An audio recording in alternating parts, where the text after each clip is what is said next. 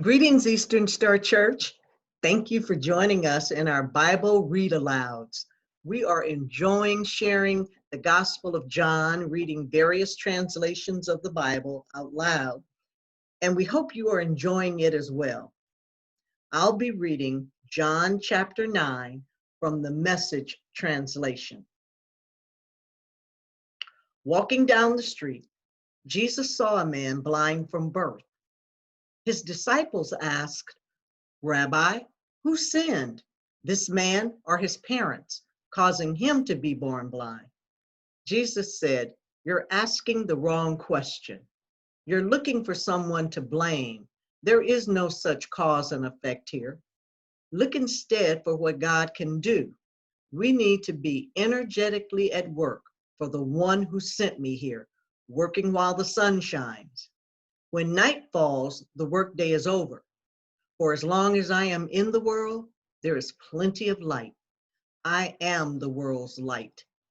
He said this and then spit in the dust, made a clay paste with the saliva, rubbed the paste on the blind man's eyes and said, "Go, wash at the pool of Siloam." Siloam means sent.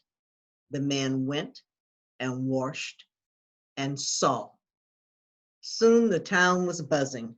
His relatives and those who year after year had seen him as a blind man begging were saying, "Why isn't this the man we knew who sat here and begged?"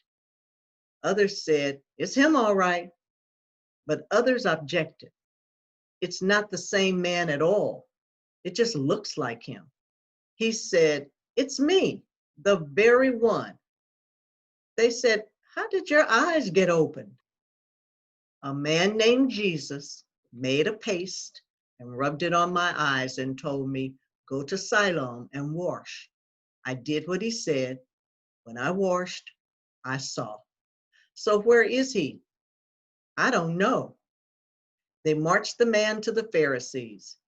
This day, when Jesus made the paste and healed his blindness, was the Sabbath. The Pharisees grilled him again on how he had come to see. He said, "He put a clay paste on my eyes, and I washed, and now I see." Some of the Pharisees said, "Obviously, this man can't be from God. He doesn't keep the Sabbath." Others countered, "How can a bad man do miraculous, God revealing things like this?" There was a split in their ranks. They came back at the blind man. "You're the expert. He opened your eyes. What do you say about him?" He said, "He is a prophet." The Jews didn't believe it, didn't believe the man was blind to begin with. So they called the parents of the man, now bright-eyed with sight. They asked them, "Is this your son, the one you say was born blind? So how is it that he now sees?"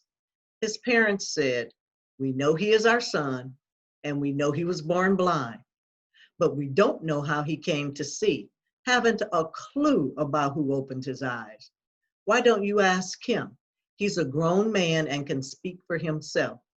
His parents were talking like this because they were intimidated by the Jewish leaders who had already decided that anyone who took a stand that this was the Messiah would be kicked out of the meeting place.